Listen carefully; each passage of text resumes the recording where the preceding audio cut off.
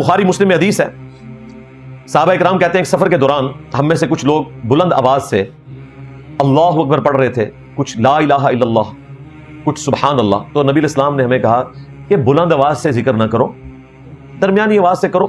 تم کسی بہرے اور غائب کو نہیں سنا رہے، تم اس ہستی کا ذکر کر رہے ہو جو تمہارے اونٹ کی گردن سے بھی زیادہ تمہارے قریب ہے.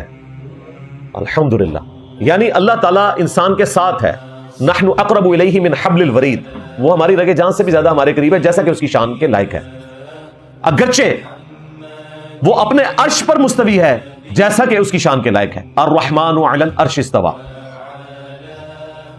تو مسلم عقیدہ یہ ہے کہ اللہ تعالیٰ ہر وقت ہمارے ساتھ ہوتا ہے، اور بریلوی عقیدہ یہ ہے کہ ان کا پیر ان کے ساتھ ہوتا ہے. ہائے ہائے، مسلسل کنسنٹریشن سے آپ اس مقام کو پہنچ جائیں گے کہ درختوں پر، دیواروں پر، پتھروں پر، ہر جگہ آپ کو اپنے شیخ کی تصویر نظر آئے گی. وہی فنافی شیخ، وہ اسی میں مر جاتے ہیں.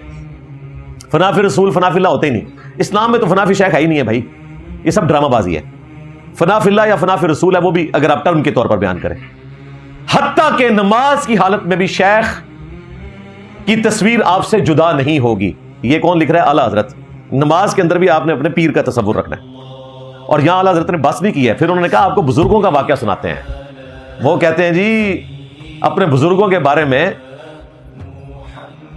کہ ایک مرید کا اپنے پیر کے بارے میں ایسا عقیدہ ہونا چاہیے کہ اپنے بابا جی کے بارے میں وہ بتا رہے ہیں. بابا جی، ان کے بارے میں.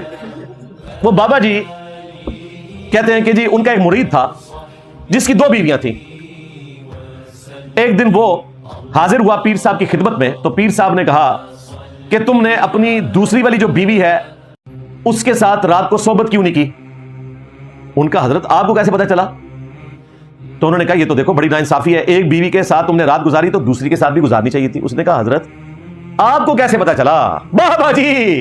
ہاں، تو بابا جی اس سے پہلے کہ اس کی تفصیلات بیان کرتے، وہ مرید اپنی طرف سے لیم ایکسکیوز پیش کرتا ہے کہ حضرت وہ جو دوسری بیوی تھی وہ سو گئی تھی، اس لیے میں اس کے پاس نہیں گیا.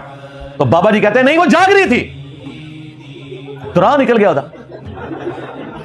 ان کا بابا جی آپ کو کیسے پتا چلا؟ بابا جی بابے اور کہتے ہیں کہ وہ جو دوسری بیوی کے پاس ایک خالی پلنگ رکھا ہوا تھا نا، میں رات کو روحانی طور پہ اس چارپائی پہ موجود تھا. اچھا، روحانی طور پر موجود ہونے کے لیے چارپائی کی ضرورت نہیں ہے، وہ کہیں پہ بھی کوئی بندہ ہو سکتا ہے، اس کے لیے تو فزیکل کوئی جگہ کی ضرورت نہیں ہے.